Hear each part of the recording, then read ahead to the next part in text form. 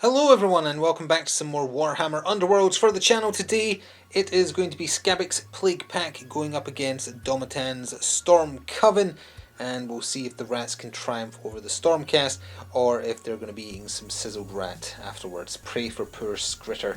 Anyway, we'll take a quick look at both sides and then we're just going to jump straight in, so let's get to it. So we'll start with Domitan's Stormcoven. The Warband so good they apparently needed a nerf. They are now no longer allowed to optionally use their Harness the Aether reaction. They must use it. So that means they have to keep on switching which one of them is inspired. I guess with maybe a Rivals deck it was super powerful, but either way. So it's no longer optional, assuming that there's more than one person left alive. They must swap who inspires when the next person activates. You can't just leave the ideal one. But that's fine. That isn't the way I played it before anyway, so shouldn't notice much of a difference. And then we have Skabbik's Plaguepack, the joys of trying to say Skaven names, although I do remember Skritter this time, because he's the little actual rat mascot that is going to die. But if he dies, he doesn't give up any glory, so that's okay. So Skabbik himself is obviously the leader. He is the largest rat that makes all the rules. He's next to a Rabidus Skench, which is a fun name to say, and then the other one letting out some horrible gas is Itchit, which is at the back here with his sensor that's spraying out whatever that is. Then you've got the two kind of trash ones. You have Poxlick, which is the one with the two knives, and then you have Ricket, which is the one with kind of like the beating stick. So they want to befoul the area, which they can do with most of their people who have it has to have the befouler keyword, which I think is everybody except Ricket and Poxlicks. Even Skritter has it. So they just want to corrupt areas, and they do that by having at least two befoulers in either their zone, no man's land, or the enemy zone at the end of the round. I think that covers it. After a brief word from our sponsors, we'll be back with everyone ready to go, and we'll flip the objectives. This video is sponsored by Noble Knight Games. Check out the video description below for an affiliate link that will take you through to their store, and it will help me out as well. Thanks. And with that said, here we are at deployment. Domitan Stormcoven will be going first. I just realised I didn't introduce the other two, but they've been on the channel a few times now, and there's only three of them. Domitan is the boss, he's there, that's Leona, and that is Starpon. Simple as that. The Skaven names, those are the hard ones to remember. Anyway, speaking of the Skaven, there's one almost out of sight deployed just over here. That is Poxlix. Here he's hiding at the back because these are impassable. Skabbik himself is kind of up front and centre. It's a little bit of a dangerous placement for him, but there is reasons for that. So we can quickly go over. Oh, actually there's one last thing to correct. The other way to corrupt an area is simply to have a befouler on an objective. So you can still have the two befoulers in the area in general, but if you have one on an objective in that area, that's good enough on its own. So, just for the benefits of the camera, show objectives. That is where objective 4 is. That is objective 2. We have objective 3. We have objective 1 and 2. Right, 5 I mean. I can count sometimes. So that's where everything is. With that, we are jumping into round 1 of 3. Domitan Stormcoven, zapping some rats, going first. So to get the game started, it was Sarpon the Cyclone who decided just to activate, stay exactly where he was, and do a spell attack action on Skritter just to immediately try and remove him from the game. It's a magic attack, or spell attack I should say, 2 dice. Even though they're all kind of lightning themed, they were actually looking for swirls on that one, so it was a complete whiff. They might notice there's a third magic die there. That is because in the power phase, Pillar of Lightning was attempted to be cast. Just let that come to focus there. You needed the lightning bolt, so you got it. If cast, pick a feature token within 4 hexes of this fire. Enemy fighters treat that hex as a feature token that is in a lethal hex, in addition to other hex types. This persists until the end of the round, or until it deals damage as a result of it being a lethal hex. If you walk into a lethal hex, you take 1 damage. So objective 2 over there is a lethal hex for the round, or until someone steps on it and takes damage. So he did something, not too much. There is then one thing, we'll have to move the camera slightly just to awkwardly show it. Festering Sneak was played in the power phase by the Plaguepack. Choose a friendly minion, push the chosen minion 2 hexes. After the push, they must be closer to an enemy fighter and or the leader. So over here, we have Itchit, who got pushed 2 hexes to be adjacent to Skabbik. So first, I forgot to mention when Sarpon ended his activation, Leona inspired, as per the Harness Aether rule. Anyway, first up for the Plaguepack was Rabidus Skench, who did he charge? He needs a charge token. There he is right there. He didn't move very far, only 2 hexes, but that was to swing his Plague Sensor at Sarpon. 2 dice, needing swords, but for a massive 3 damage. He got 1 success, which was thoroughly blocked. However, overpowering odors, which is just the rats are very smelly. That's what this is. Was played. It's a reaction. Play this during a friendly fighter's range 1 or range 2 attack action after the defense roll if that attack action would fail and there was 1 or more successes in the attack roll. There was exactly 1. Add 1 to the total number of successes rolled by the attacker. So now it's 2. Pretend that's the sword as well. So he only blocked 1, so it got through for a massive 3 damage, leaving him on 1 health. Now, in the same power phase, or rather once we got to the power phase, Positivity Charge was played by the Stormcoven. +1 die to the first range 1 or range 2 attack action made by a friendly fighter in the next activation step. In addition, +1 move to the first charge super action made by an inspired friendly fighter in the next activation step. AKA, that's going to buff up Leona because she's definitely activating next. So next up for the Stormcoven was Leona. She is fast in general, but she has 4 movement on her inspired side, and she was getting +1 because she did a charge from that Positivity Charge card. So she went right in there, deep into enemy lines, to attack, not Rabidus, the other one. Their name's Itchit. She is attacking Itchit. And she had an extra die because of the Positivity Charge, so she got 2 successes, the crit and the hit, because she was looking for hammers on normally 2 dice. He also rolled a crit, so the crits cancel each other out, but there's still 1 more success, so it does get through for 2 damage. But she wasn't done there. In the power phase, Thundershock, there's the card. Thundershock was played. Oh, and on her inspired side, she's a tier 2 or level 2 wizard, by the way. Gambit spell, if cast, choose an enemy fighter adjacent to the caster, deal 1 damage to the chosen fighter. Don't really need to worry about the rest because that is exactly what happened. She rolled 2 successes, so 1 extra damage on top of all that is enough that Itchit's name no longer needs to be remembered because he only has 3 health, so he is out of there for 1 glory, but it's actually 2 glory because Scouring Arcs is also scoring. Score this immediately after an enemy fighter is taken out of action by damage dealt by a spell. And then 1 of those glory in the same power phase was spent to give Blades of Azir to Domitan. And speaking of Domitan, actually no, sorry, it was Sarpon. Sarpon is inspiring now, so Leona is no longer inspired, which means she's in trouble because she's in enemy territory, but she got some good stuff done there. So there wasn't much to the second activation for the Plaguepack, however. First of all, when Sarpon is inspired, he has a reaction called Aether Force. Use this after this fighter is inspired, choose 1 friendly fighter and push the chosen fighter 1 hex. Domitan is being pushed 1 hex, so that's now where he's going to be. Simple activation for the Plaguepack. They activated Poxlix, he did a move action and moved 2 hexes onto objective 4. That isn't the one that got booby trapped, it's objective 2 that is. So he's just going to stay there, and no power cards played in, or no cards played in the power phase by either side. So moving on. And second last activation of the first round for the Domitan Stormcoven, the now inspired Sarpon. He stayed where he was, he did another spell attack action, and he did it on Skritter, rolling 2 dice this time because he's a level 2 mage on his inspired side. Also looking for swirls, but that crit, that'll get the job done. Splats him for 1 damage, but if he would be killed, he gets removed, doesn't give up glory, anything like that, he's just gone. But it's worth getting rid of him because he is a Befouler, so that's to try and keep the number of corrupted areas down. Then, when he ends his activation, he uninspires and Domitan is inspiring. When Domitan inspires, enemies within 2 hexes of him are staggered, so that is why Rabidus down here is now staggered. Second last activation of round 1 for the Skaven was Ricket, who did a simple move action and ended up right there next to his little boss. He's not doing anything else, and in the power phase nothing was played by either side. So final activation of the round next for the Stormcoven is the big boss man, Domitan himself. So Domitan opted to do a charge super action, getting onto objective 2. Remember, it only counts as a lethal hex for the enemy, not for them. So he moved on to that, and rather than swing that staff at Itchit's head, or Ricket's head, sorry, wrong one, he instead did a spell attack action with his Arcane Bolt. That's important for what happened next. He got one success, but the crit has blocked it, so no damage there. It wasn't going to get a kill or anything anyway, but that was the 4th successfully cast spell attack action, so Conduit of the Heavens scores. Scores immediately after your Warband casts their 4th or subsequent spell in the same round.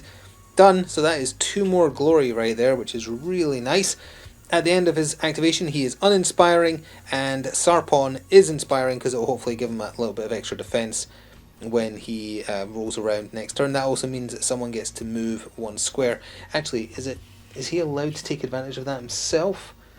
Choose 1 friendly fighter. I mean, he is a friendly fighter, so presumably that is allowed. He is going to push himself away a little bit and end up, if we just pull back, he's pushed himself over there just to get a little bit, although I think he still has range 2, so it's not really going to save him from Rabidus, but puts him in a better position to help the rest of his warband. And that takes us to the final activation for the Plaguepack. And to take us to the close of the first round, Skabbik activated for his Plaguepack, doing a charge super action, moving his 4 hexes to be adjacent to Sarpon, trying to go for that kill just to take him out. Needing hammers on 2 dice to smack him with his Warp Staff for 2 damage, with Grievous 1 as well if he managed to get that crit through. But it was blocked by a success and a crit, so being inspired wouldn't have made a difference there. He still would have lived either way, but it's nice to know that both dice were successes. So with that, it takes us to the end phase for round 1. Well, that was a pretty disastrous first round for Skabbik's Plaguepack, and it gets worse because in the end phase they are scoring nothing. Their very sneaky rat plans have been foiled at every turn. Skritter dying to spell, Rabidus not being, well, corruptions did happen, we'll cover that in a second, but it didn't facilitate the scoring of cards, and that is a problem. With Skritter would have been a Befouler as well. Their 2 little rats, Ricket and Poxlix, are not. Itchit dying, he was the Befouler, they needed to kind of stay in the back line, so that kind of scuppered plans as well. So lots of words just to say Skabbik's on 0, and will be on 0 as we go into round 2. The enemy territory is befouled. It's been fully corrupted because there's 2 Befoulers there, one of them on an objective, so Rabidus being there would have been enough. Skabbik was trying to go for the kill there, though it wasn't to help befoul. But yeah, so until the end of the next round, enemy territory is corrupted. The Stormcoven are scoring on top of the 6, sorry, good grief. The 6 glory they already have, they're scoring 2, oh no, sorry, they had 4. 2, this is from the card, already put it down. They're scoring 2 from Knights Triumphant. Scoreless in the end phase if each surviving friendly fighter made the Harness the Aether reaction in the preceding action phase. They did indeed. And there are 2 or more surviving friendly fighters in enemy or no man's land. Well, Domitan is in enemy territory, as is Leona. So yeah, sorry, they had 4, and then they are now at 6 after 1 round, thanks to that card scoring in the end phase. So we go into round 2 with the Plaguepack being horrifically behind. So here we are at the top of the second of 3 rounds, and Domitan's Stormcoven will once again be taking the first activation. I will just say though, the rolls for taking priority have been appalling on both sides for both rounds. They did slightly less worse, so that's why they're getting to go. So with that, let's get on with it.